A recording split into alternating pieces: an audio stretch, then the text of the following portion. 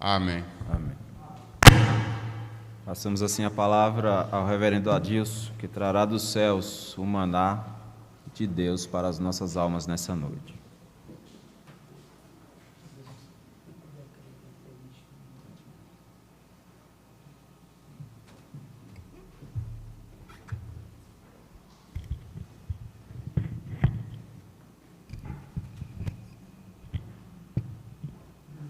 Meus irmãos, graça, misericórdia e paz do Senhor Jesus vos sejam plenamente e abundantemente multiplicadas nessa noite, esse culto no dia do Senhor.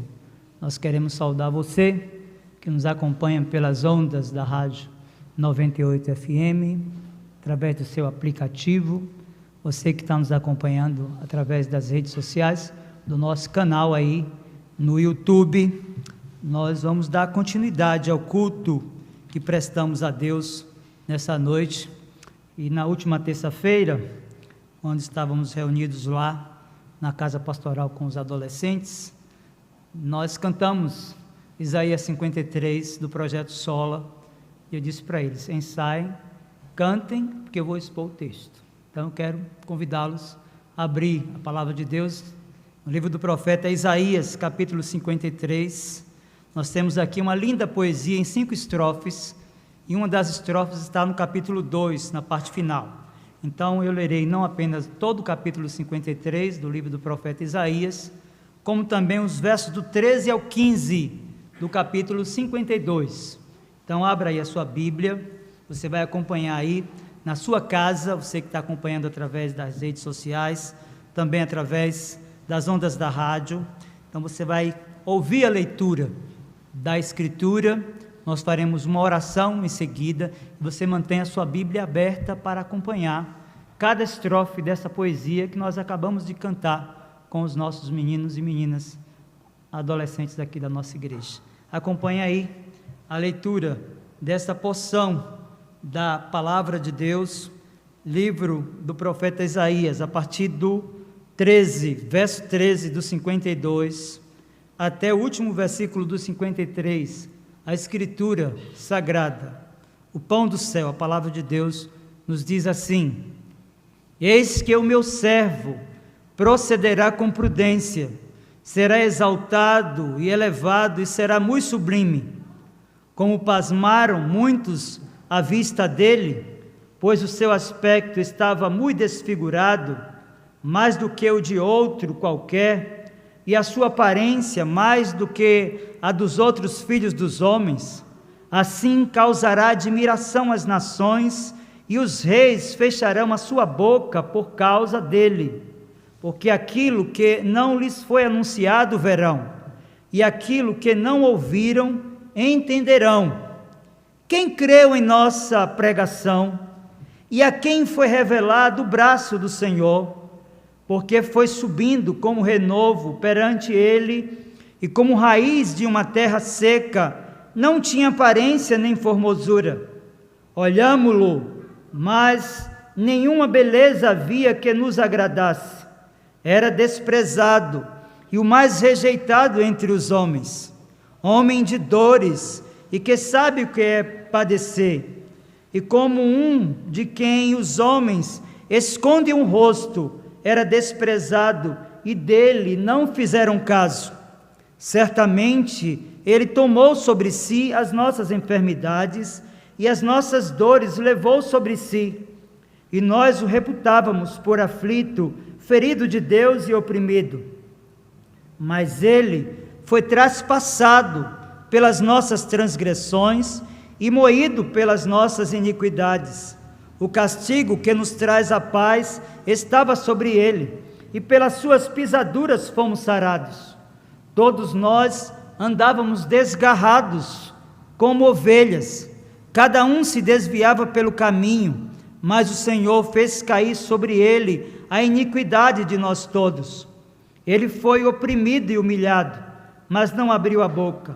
Como cordeiro foi levado ao matadouro, e como ovelha muda perante os seus tosquiadores, ele não abriu a boca. O juízo opressor foi arrebatado, e de sua linhagem, quem dela cogitou? Porquanto foi cortado da terra dos viventes, por causa da transgressão do meu povo, foi ele ferido. Designaram-lhe a sepultura com os perversos, mas com o rico esteve na sua morte, posto que nunca fez injustiça, nem dolo algum se achou em sua boca. Todavia, ao Senhor agradou moê-lo, fazendo-o enfermar. Quando der ele a sua alma como oferta pelo pecado, verá a sua posteridade e prolongará os seus dias, e a vontade do Senhor prosperará nas suas mãos. Ele verá o fruto do penoso trabalho de sua alma e ficará satisfeito. O meu servo, o justo, com o seu conhecimento, justificará a muitos, porque as iniquidades deles levará sobre si. Por isso, eu lhe darei muitos com a sua parte, e com os poderosos repartirá ele o despojo, porquanto derramou a sua alma na morte. Foi contado com os transgressores, contudo levou sobre si o pecado de muitos, e pelos transgressores intercedeu. Quero convidar você para mais um momento de oração. Você que está na sua casa, curve a sua fronte, feche os seus olhos. Vamos orar, suplicando a Deus que prepare o nosso coração para a exposição da mensagem da graça de Deus na sua palavra. Meu Senhor, nós nos aproximamos mais uma vez de Ti, confiados não nos nossos méritos, ou em qualquer eventual qualidade que possa haver em qualquer um de nós, mas confiados na mediação do Teu Filho, o Seu sacrifício perfeito, eterno, suficiente, o justo que justificou os injustos. É por Ele, por Sua mediação, no trono da graça, meu Senhor, que nos aproximamos mais uma vez de Ti, para suplicar-te que por Tua graça, por Teu poder, por Tua bondade, por Tuas misericórdias, que renovam-se em nossa vida cada manhã e são a causa de não sermos consumidos, nós Te suplicamos, abre-nos o coração e a mente para compreendermos a Tua palavra, que nenhuma porção daquilo que foi lido seja desperdiçada, mas que o Senhor possa aplicar ao coração do Teu povo, para aperfeiçoar o caráter, para que a santidade seja desenvolvida de forma eficaz, e para que os eleitos, aqueles por quem Cristo morreu, derramou o sangue precioso da aliança, ouvindo a mensagem do Evangelho nessa noite, tenham os seus sentidos despertados, e a consciência profunda de pecados, assim que o Senhor salve da ira vindoura, e traga-os a um relacionamento pactual, de aliança, de uma aliança de amor com o Senhor por meio do Teu Filho, que em tudo Ele, o nosso Redentor, o pastor da nossa alma, seja engrandecido e exaltado. Em nome dEle nós oramos. Amém. Meus irmãos queridos, em tempos de ênfase desmedida sobre as qualidades e necessidades do homem, quase não se vê nos nossos dias, em partes significativas das igrejas evangélicas brasileiras, sermões com conteúdos cristocêntricos, que exalte a pessoa de Cristo, que apresente a sua obra, que diga aquilo que Ele fez, nos justificando dos nossos pecados. De igual modo, meus irmãos queridos, as músicas cantadas em partes significativas das igrejas evangélicas brasileiras encontram-se esvaziadas de conteúdo teológico, de forma especial da mensagem que exalta a pessoa e a obra do nosso Senhor Jesus Cristo. O texto que nós lemos, Isaías capítulo 53, e os 3 versículos finais do capítulo de número 52, é um poema com 5 estrofes, com 3 versos cada.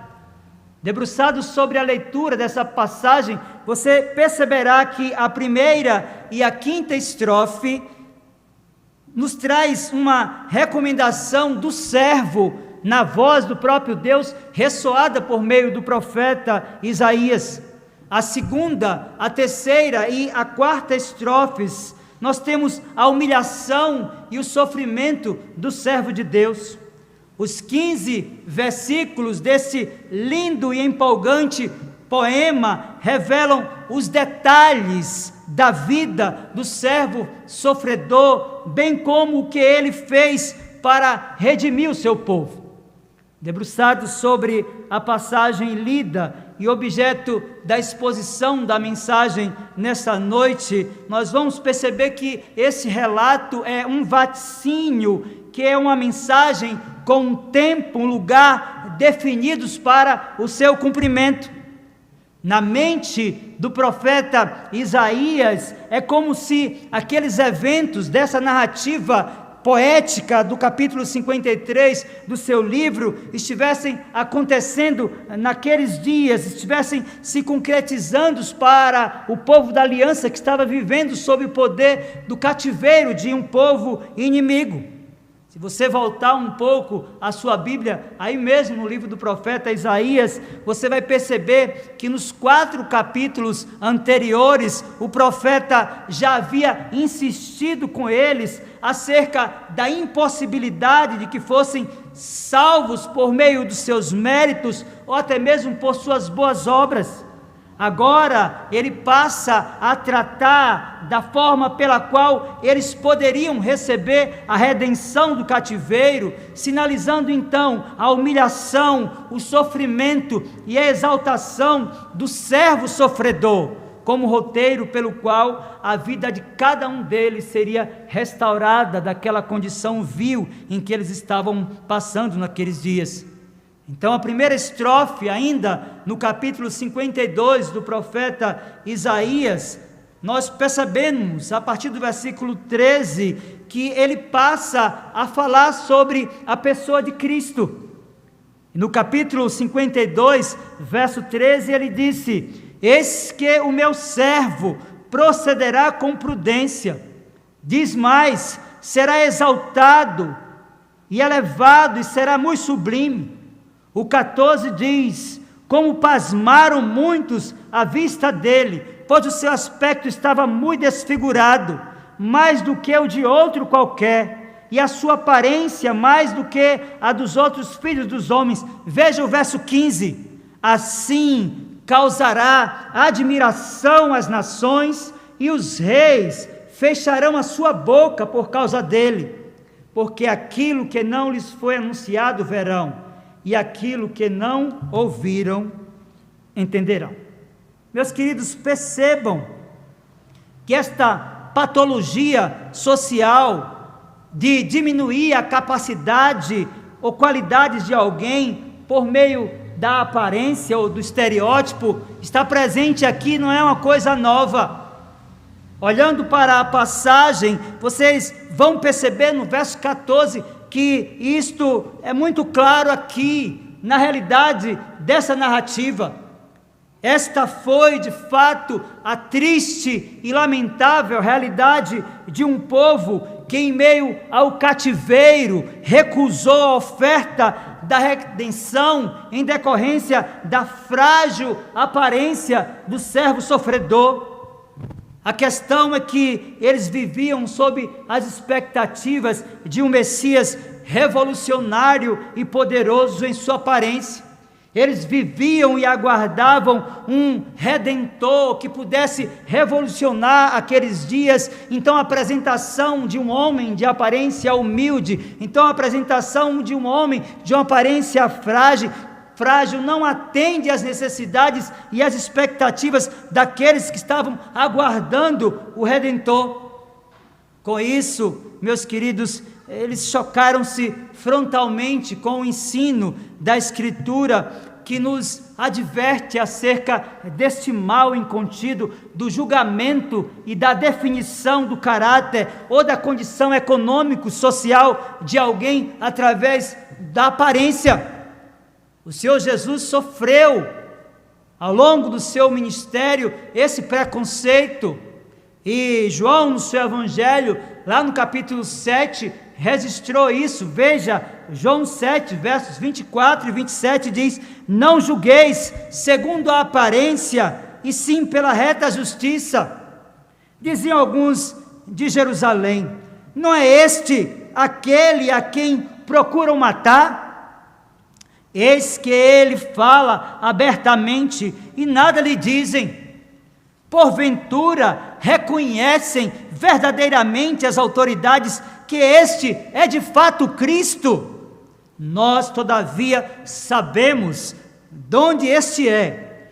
Quando, porém, vier o Cristo, ninguém saberá de onde ele é. Meus queridos, percebam que não somente na revelação da poesia do profeta Isaías, capítulo 52, verso do 13 ao 15, mas no registro do Evangelho de João, no capítulo 7, nós encontramos esse problema do julgamento, cuja relação é com a aparência, aqui também com a procedência.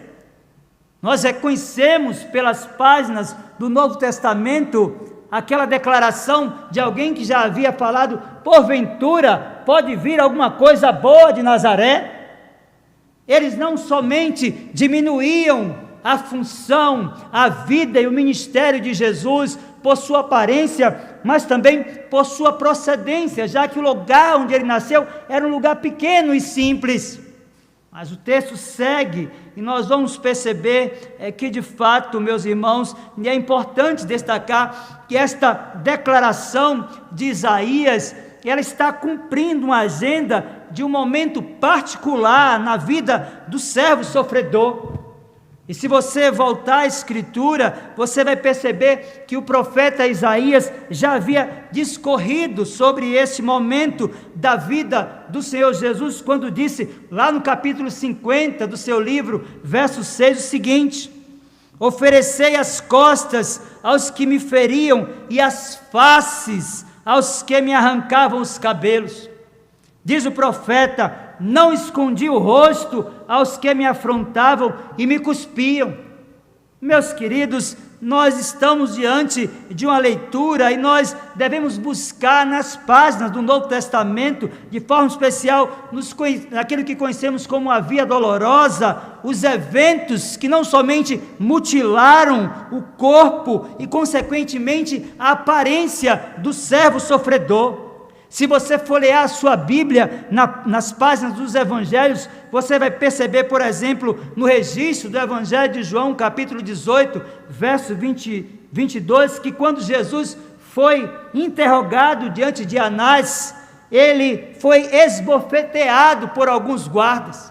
Se você continuar folheando as Escrituras, ainda nos Evangelhos, no Evangelho de Mateus, também de Marcos e de Lucas, você vai perceber que na audiência perante Caifás, não somente cuspiram nele, mas esbofetearam o nosso Redentor e deram socos na sua cabeça.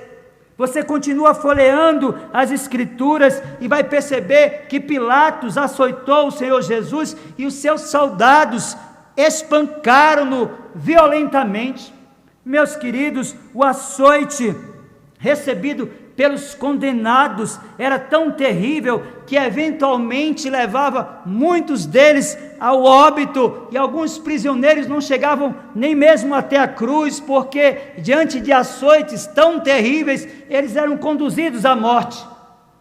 Essa narrativa de Isaías, lá no passado, está sinalizando para aquele momento em que Jesus, ele é acusado de um crime que não cometeu e é conduzido pela via dolorosa até o Gólgota, até o lugar do sacrifício, onde ele é martirizado, onde ele é humilhado e ali entrega a sua vida voluntariamente.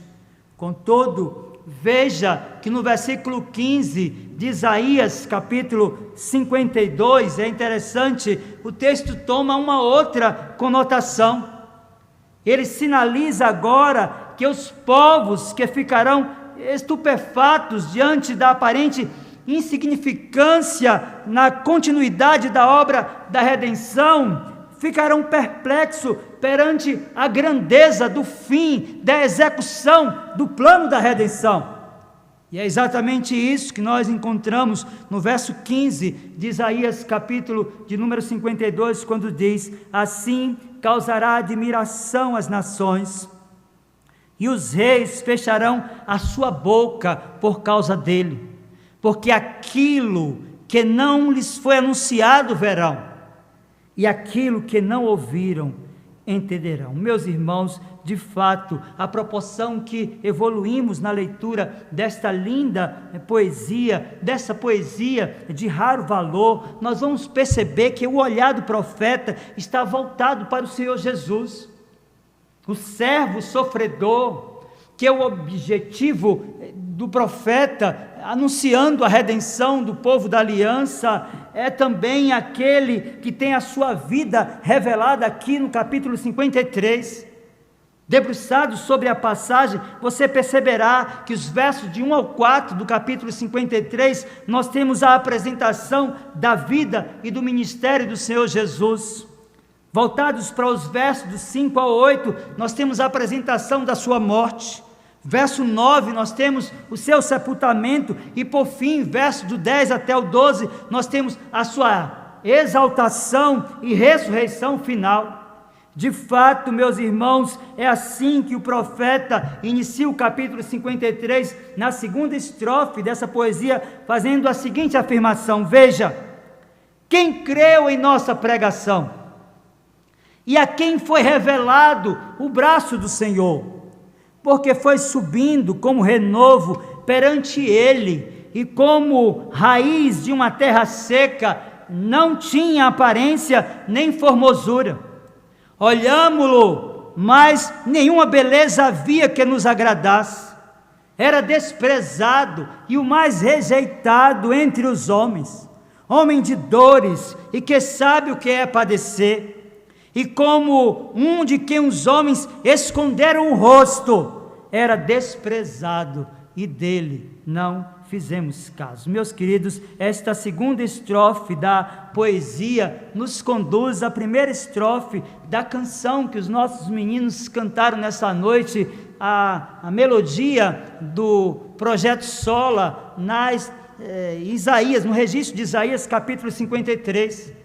Nós cantamos aqui: ele não tinha qualquer beleza ou majestade para nos atrair, nada havia na sua aparência para o desejarmos. Meus queridos, obviamente que o registro textual nos conduz a outras passagens da Escritura que revelam o nascimento do Filho de Deus.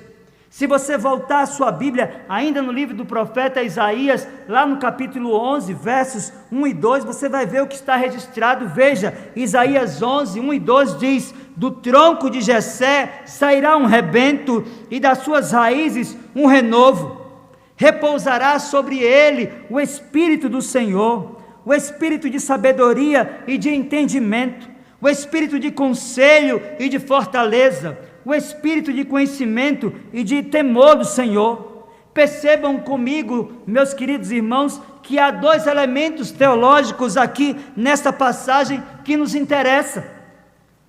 Por ser Deus, o Senhor Jesus Cristo é a raiz de Davi, é isso que o profeta nos informa. E por ser homem, ele é também a geração de Davi. Então a figura do servo sofredor, do Cristo que toma forma humana, que na sua humilhação toma espaço no ventre de uma mulher virgem, é de fato aquele que é apresentado como raiz, ou seja, ele é o próprio Deus, mas também como geração, ou seja, ele é homem, ele é 100% Deus e é 100% homem. Meus queridos, é perfeitamente esse o ensino das Escrituras acerca das duas naturezas do Redentor. Folheando a Bíblia, você vai perceber no livro do Apocalipse, capítulo 22, verso 16, que esta é a essência da verdade. Aliás, devemos destacar que se não fosse assim, ele não poderia ter cumprido a lei.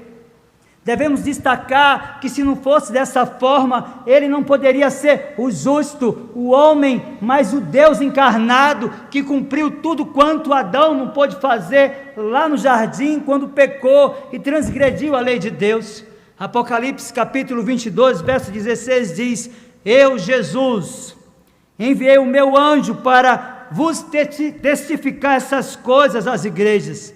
Então ele disse: eu sou a raiz e a geração de Davi, a brilhante estrela da manhã. Meus queridos, de fato, esta é a essência da passagem, não somente de Isaías, mas que é fortalecida por aquilo que João registrou quando ouviu de Jesus essas palavras. Ele não poderia ser o redentor do seu povo se não fosse 100% Deus e 100% homem. É exatamente por isso que ele pode cumprir tudo quanto o primeiro Adão não pôde fazer. Folheando a nossa confessionalidade, a confissão de fé de Westminster, no capítulo 8, na seção 2ª, onde se trata de Cristo como mediador, os teólogos de Westminster disseram: o Filho de Deus, a segunda pessoa da Trindade, sendo verdadeiro e eterno Deus, da mesma substância do Pai, igual a Ele, quando chegou o cumprimento do tempo, tomou sobre si a natureza humana com todas as suas propriedades essenciais e enfermidades comuns, contudo, sem pecado, sendo concebido pelo poder do Espírito Santo no ventre da Virgem Maria e da substância dela, as duas naturezas inteiras, perfeitas e distintas, a divindade e a humanidade estavam encarnadas na pessoa do Redentor. Daí a certeza que Isaías tinha, que em meio ao sofrimento que estava enfrentando, daí a certeza que aquele remanescente fiel carregava no coração, que mesmo em meio àqueles dissabores promovidos pelo cativeiro, pela condição de escravos em que eles estavam vivendo, eles seriam libertados não por suas forças, não por suas obras, não por suas qualidades, não porque era um povo da aliança com quem Deus fez um pacto no passado, mas pela obra do Redentor, pelo seu sacrifício perfeito, pelo seu sacrifício eterno, pelo seu sacrifício suficiente para a salvação do seu povo. Esta é a mensagem de Isaías em meio ao caos que aqueles irmãos estavam vivendo. E é isso que nos diz esta segunda estrofe. Mas percebam que a passagem segue, e na terceira estrofe, o profeta Isaías, após apresentar a verdade de que o servo sofredor é da mesma substância do Pai, ele passa então a discorrer sobre a missão do servo sofredor.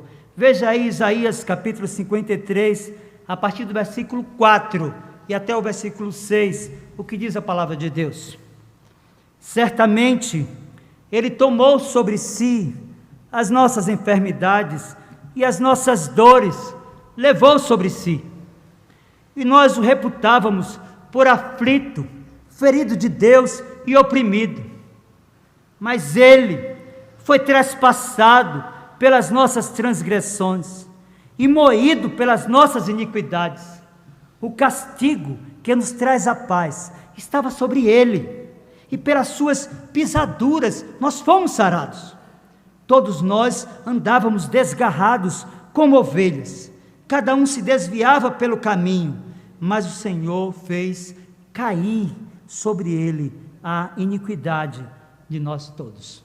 Meus queridos irmãos, nesta passagem nós encontramos o conceito da expiação ou morte vicária, que também é definida na teologia bíblica e sistemática como morte substitutiva. Perceba que na narrativa poética, o autor inspirado disse: certamente Ele tomou sobre si as nossas enfermidades e as nossas dores, levou sobre si. Perceba nessa estrofe a ênfase sobre os pronomes possessivos nossas e suas. É importante nós fazermos esse trocadilho para entender o que é que está em jogo aqui. Por exemplo, o poeta fala de que ele foi trespassado pelas nossas transgressões.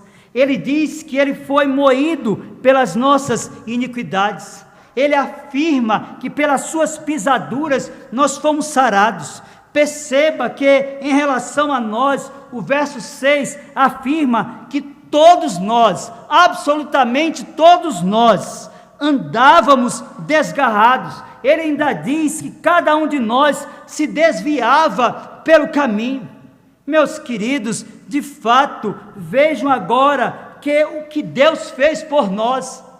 E o texto ainda vai dizer: mas o Senhor fez cair sobre ele o servo sofredor, o Cristo, o nosso Redentor, a iniquidade de nós todos. Meus irmãos, o martírio do servo sofredor é apresentado aqui como uma forma de substituição. O poeta disse que ele foi traspassado, o poeta disse que ele foi moído, o poeta disse que ele foi castigado, o poeta disse que pelas suas pisaduras nós fomos sarados, e tudo isso está registrado em Isaías capítulo 53, verso de número 5. Meus irmãos, de fato, percebam que há uma harmonia entre o texto bíblico, bem como a segunda estrofe da canção que cantamos nessa noite do Projeto Sola. Os meninos nos conduziram aqui nesse louvor e nós cantamos em uma voz exaltando ao Messias, que ele foi mais rejeitado dentre os homens, ainda assim ele carregou as nossas dores, o seu castigo nos traz paz, e a esperança não se esvai.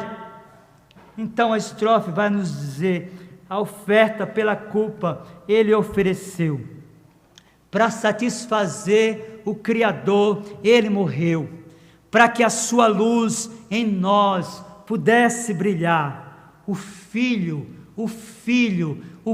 do amor se entregou em nosso lugar. Essa é a mensagem que Isaías está levando para um povo sem esperança. Esta é a mensagem de redenção de um povo que está vivendo na escravidão do pecado. Esta é a mensagem que Isaías pregou e que muitos taparam seus ouvidos. Essa é a mensagem que Isaías leva como fonte de redenção e de esperança. Essa mesma mensagem é a mensagem que Deus traz para a sua vida nessa noite, que o Filho do amor se entregou em nosso lugar. A sua morte foi vicária, ou seja, a sua morte foi substitutiva, a sua expiação na cruz foi no meu lugar e no seu lugar, quando ele pagou o preço do meu pecado e do seu pecado. Então a quarta estrofe da poesia do profeta Isaías vai aprofundar ainda mais a ideia de expiação, e a cena agora revela um homem comparado a um cordeiro que sofre no lugar de outros. Veja Isaías 53, a partir do versículo 7 e até o versículo 9, perceba o que a Escritura nos diz.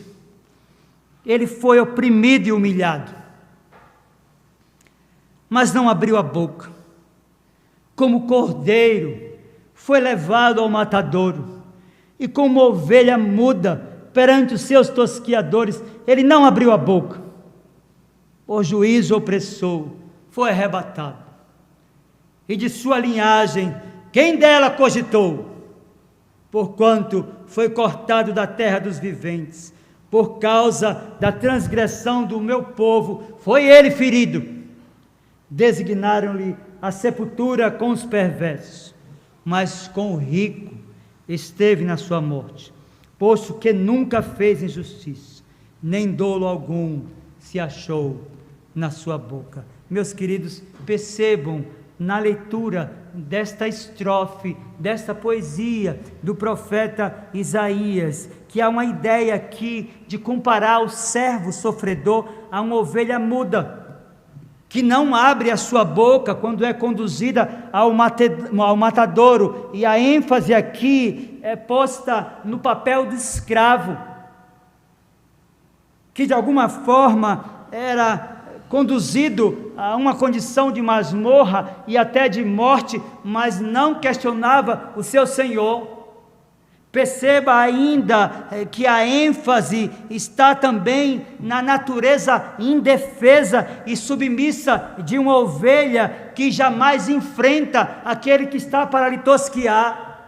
É esta imagem que Isaías tem do servo que vai caminhando para o matadouro, do servo que vai ser conduzido à cruz, em toda aquela via dolorosa, sendo humilhado, sendo maltratado, sendo perseguido, e de fato é esta a ideia, perceba, e as Escrituras vão nos mostrar que essas referências estão apontando para Cristo. E quando nós folheamos o Novo Testamento, nós vamos perceber que ele se calou diante de Caifás. Quando nós folheamos o Novo Testamento, nós vamos perceber que ele se calou diante dos principais sacerdotes e anciãos. Quando nós lemos o Novo Testamento, nós vamos perceber que ele se calou diante de Pilatos, de Herodes Antipas, e ele não falou quando os soldados zombavam dele e os espancavam, conduzindo ele àquela cruz.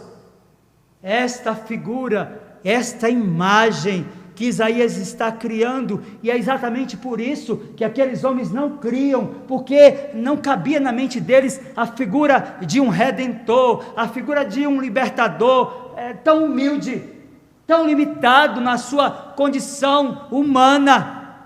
Meus irmãos, de fato, nós olhamos para a passagem e vamos perceber que o objetivo do autor de Isaías aqui nessa estrofe é pôr em relevo 3 aspectos da vida e da missão do servo sofredor. O primeiro aspecto destacado nessa estrofe é a sua submissão ou a sua obediência. O servo é submisso, o servo é obediente até a sua morte, e Paulo registra essa verdade na carta aos Filipenses, no capítulo 2, nos versos do 5 ao 8, quando disse: tende vós o mesmo sentimento que houve também em Cristo Jesus, pois ele, subsistindo em forma de Deus, não julgou com usurpação o ser igual a Deus, antes a si mesmo se esvaziou, assumindo a forma de servo, tornando-se em semelhança de homens, e reconhecido em figura humana, a si mesmo se humilhou, tornando-se obediente até a morte e morte de cruz. Então esse é o primeiro aspecto da missão do servo sofredor. Ele de fato foi submisso e obediente. Mas há um outro aspecto aqui que é importante destacarmos, que é o segundo aspecto da sua vida e da sua missão, que é a sua inocência e perfeita santidade. Meus queridos, o autor neotestamentário da carta aos Hebreus, no capítulo 4, versos 14 e 15, vai falar sobre a pureza e a santidade do Messias, e se não fosse assim, ele não poderia ter tomado o meu lugar e o seu lugar na cruz.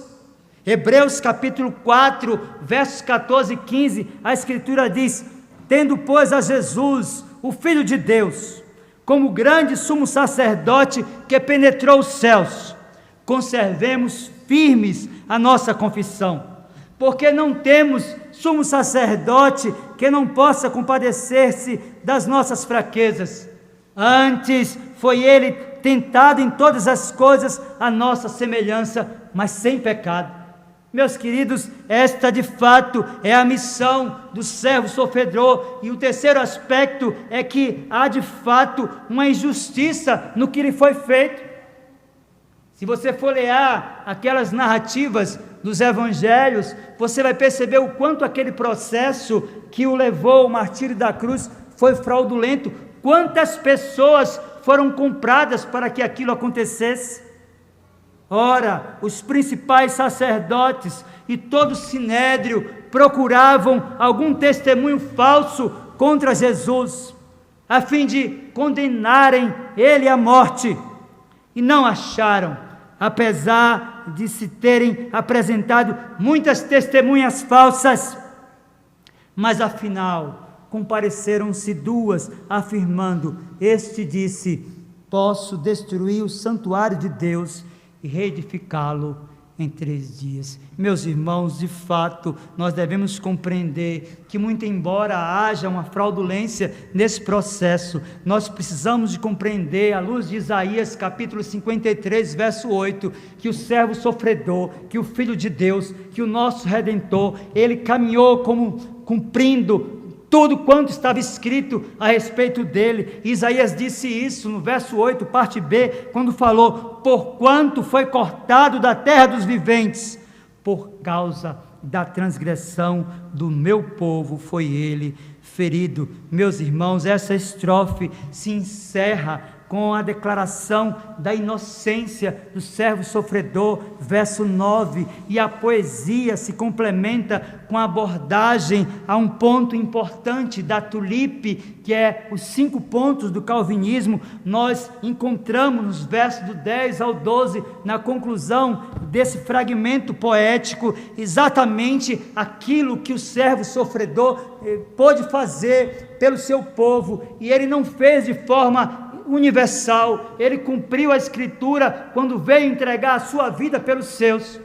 Veja, finalizando a exposição, Isaías capítulo 53, verso do 10 até o 12, a palavra de Deus nos diz assim: todavia ao Senhor agradou moê-lo, fazendo-o enfermar, quando der ele a sua alma como oferta pelo pecado, verá a sua posteridade e prolongará os seus dias, e a vontade do Senhor prosperará nas suas mãos. Ele verá o fruto do penoso trabalho de sua alma e ficará satisfeito. O meu servo, o justo, com seu conhecimento, justificará a muitos, porque as iniquidades deles levará sobre si. Por isso eu lhe darei muitos como a sua parte, e com os poderosos repartirá ele o despojo, porquanto derramou a sua alma na morte, foi contado com os transgressores, contudo levou sobre si o pecado de muitos, e pelos transgressores ele intercedeu. Meus irmãos, nós falamos na estrofe anterior que a morte de Cristo foi pautada em um processo fraudulento, e lemos também uma passagem dos evangelhos para justificar aquilo que dissemos aqui. Dissemos também que esta morte, ela foi planejada na eternidade. Na presente estrofe, isso fica ainda mais claro, que o Senhor agradou moê-lo, fazendo enfermar. Isaías capítulo 53, verso de número 10. Observe que cada detalhe das ocorrências que conduziu o Senhor Jesus cumpriu rigorosamente o que Deus estabeleceu. Não houve na morte do nosso Redentor qualquer improviso, não houve na morte do nosso Redentor qualquer acidente. Tudo cumpriu o que foi estabelecido na eternidade, na economia da Trindade, onde o Pai, o Filho e o Espírito Santo promoveram tudo quanto necessitávamos para sermos redimidos do nosso cativeiro. É objetivamente isso o que nós encontramos aqui. Veja que o texto revela que o sacrifício do servo sofredor trará pelo menos 2 benefícios. Verso 10, parte B diz: quando der ele a sua alma como oferta pelo pecado, verá a sua posteridade e prolongará os seus dias, e a vontade do Senhor prosperará nas suas mãos. Percebam, meus irmãos, que ele então obterá os benefícios em sua posteridade. E aqui nessa declaração há um elemento que envolve a aliança que o Senhor fez com o seu povo. Aqueles que se apropriam do seu sacrifício substitutivo, aqueles que se apropriam do seu sacrifício vicário, são aqueles que recebem os benefícios de tudo quanto ele conquistou na cruz, entregando a sua vida em nosso lugar. Meus irmãos, há de fato aqui um outro elemento que nós devemos destacar ainda do verso 10, é de que Deus será glorificado também através do seu martírio na cruz. E foi este, de fato, o objetivo de que ele fosse moído, e foi esse, de fato, o objetivo que ele tivesse o seu corpo mutilado, que ele derramasse a sua alma na morte, que ele visitasse o inferno e experimentasse da morte eterna, para que ela não nos alcançasse, para que tivéssemos justificados, santificados e preparados perfeitamente para a glorificação final. Tudo isso Cristo fez, tomando o meu lugar e o seu lugar na cruz. E foi isso que nós cantamos aqui nessa noite, meus irmãos. A sequência da passagem, versos 11 e 12, nos revela dois aspectos da sua morte que são importantes. Verso 11 de Isaías 53 diz: o meu servo, o justo, com o seu conhecimento, justificará a muitos. Perceba então e observe que a expressão é que ele justificará a muitos, não a todos. Isso nos leva para o segundo ponto do calvinismo, que é a eleição incondicional. Há um elemento aqui da eleição de Deus no sacrifício do servo sofredor. Há um elemento aqui que deve nos chamar a atenção e nos fazer buscar compreender o que é de fato, que significa a eleição de Deus.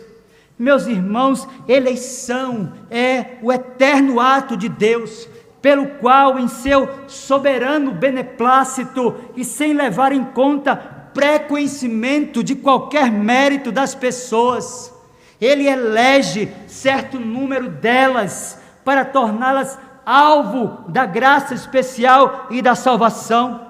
Devemos saber que o decreto de Deus determina que da massa da humanidade caída, certos indivíduos alcançarão a salvação eterna e que o resto será deixado para que seja tratado com justiça, segundo os seus próprios pecados e desejo desenfreado da liberdade e do livre-arbítrio que querem para viver da sua forma.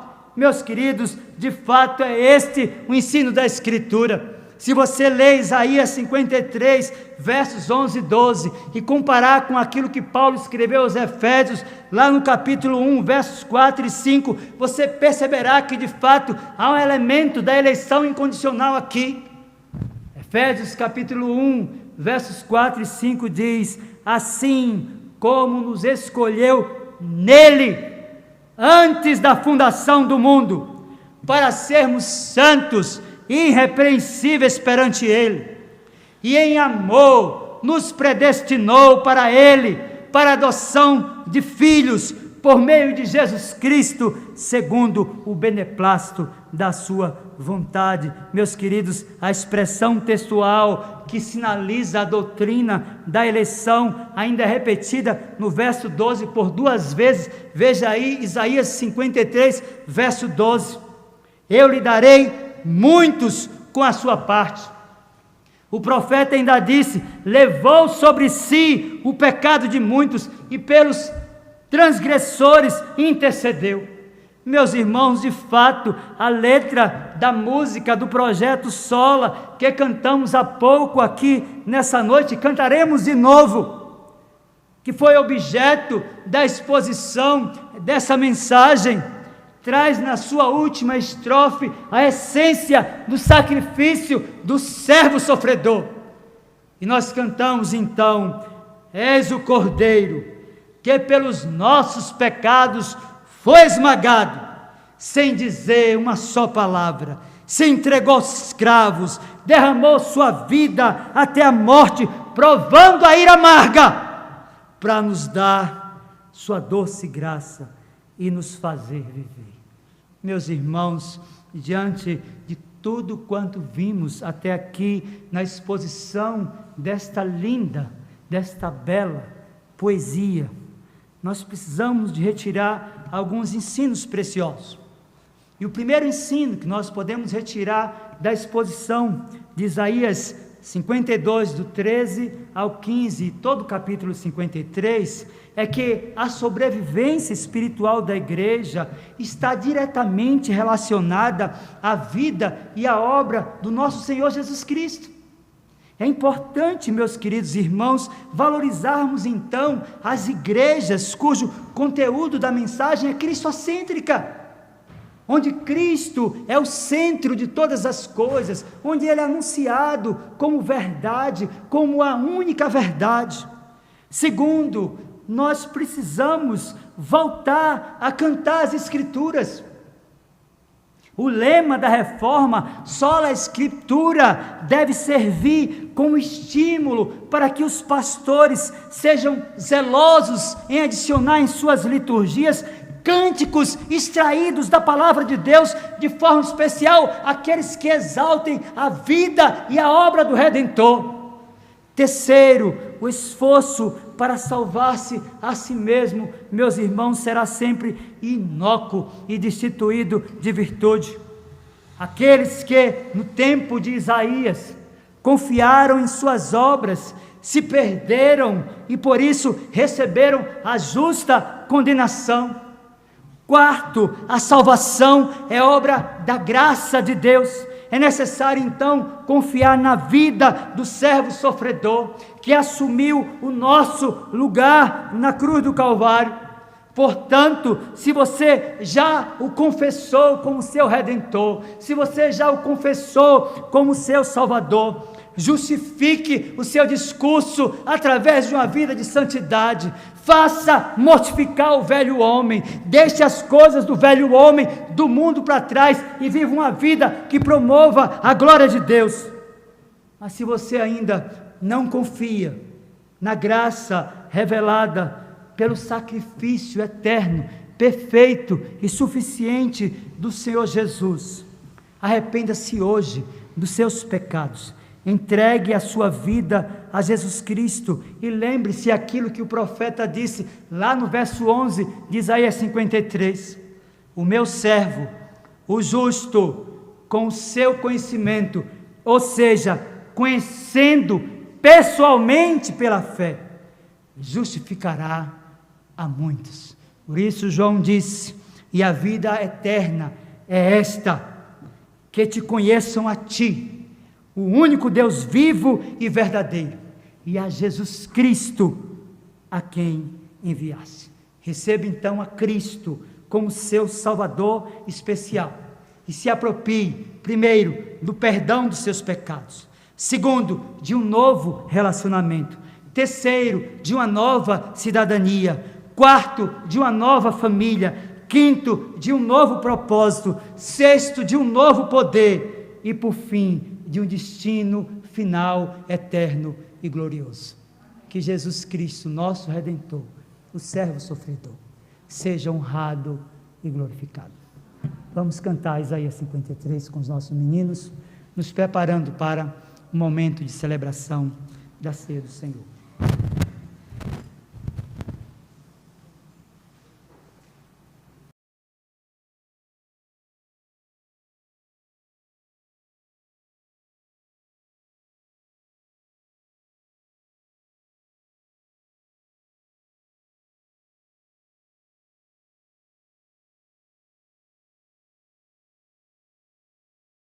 Que derramou o seu sangue para nos justificar dos nossos pecados. A Ele seja a glória hoje e eternamente. Amém.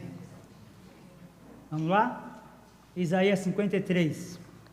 Vamos cantar com a alma, não apenas com as vozes, mas bem dizendo a Deus por Jesus Cristo, aquele que nos livrou da ira vindoura.